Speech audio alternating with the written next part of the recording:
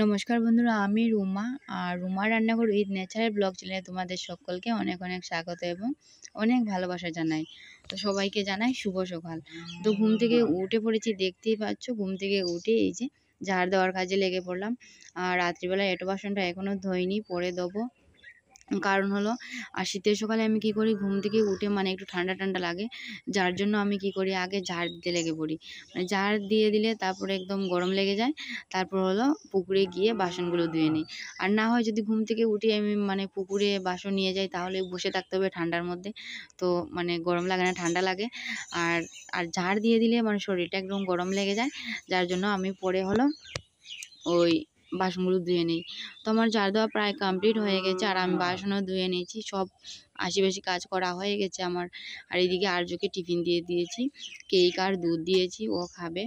আর তোমাদের দাদাভাইকে চা বানিয়ে দেবো। তো টিফিন খাওয়া হয়ে গেলে পড়াশোনা করিয়ে তারপর হলো স্নান করে স্কুল পাঠিয়ে দেবো। আর আজকে আমি যাচ্ছি না, তোমাদের দাদাভাই নিয়ে যাচ্ছে।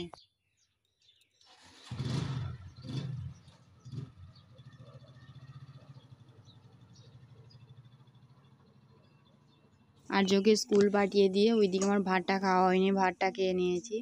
আর কটা বাসন ছিল ওইগুলো ধুয়ে নিয়েছি। আরও কিছু কাজ বাজ ছিল, আমার ঘরটা মুছার ছিল।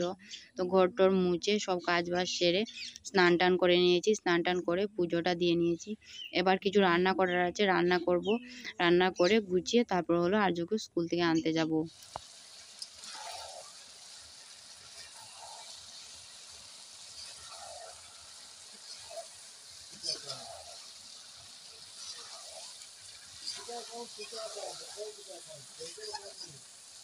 তো এই যে দেখতে পাচ্ছ, অনেকগুলো কাপড় ধুয়েছিলাম, দাদা দেখাচ্ছি। এই যে এই জায়গা থেকে শুরু করে একদম এতটুকু পর্যন্ত পুরো তারটাতে কাপড় ধুয়ে দিয়েছিলাম। তবে এইদিকে আমি রেডি হয়ে পড়েছি, যাবো ভেবেছি স্কুলে, আর্যকে আনতে যাব।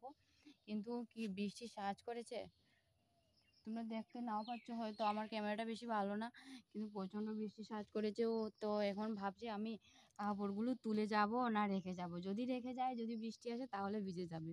আর যদি তুলে যায়, নাগুলো ভালো করে শুকোয়নি, একটু একটু ভিজেও আছে।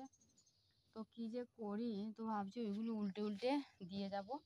আর ভেবেছিলাম আজকে হেঁটে হেঁটে আসবো, তো না, হেঁটে আসবো না, টুকটুক করেই আসবো। মানে যদি বৃষ্টি এসে যায়, এর জন্য টুকটুক করেই আসবো। আর ওইগুলো উল্টে উল্টে দিচ্ছি।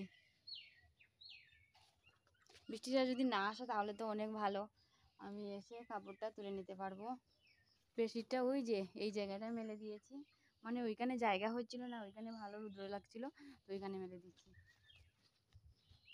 তো ভাবছি বেডশিটটা তুলে নেব, আর কাপড়গুলো একটু উল্টে উল্টে দিয়ে যাব।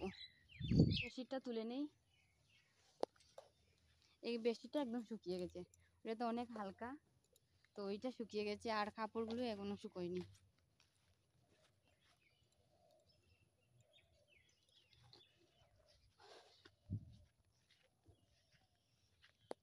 এই যে দেখতে পাচ্ছ, তারা দেখাচ্ছি, যে কবুতরগুলো ঘাস খাচ্ছে।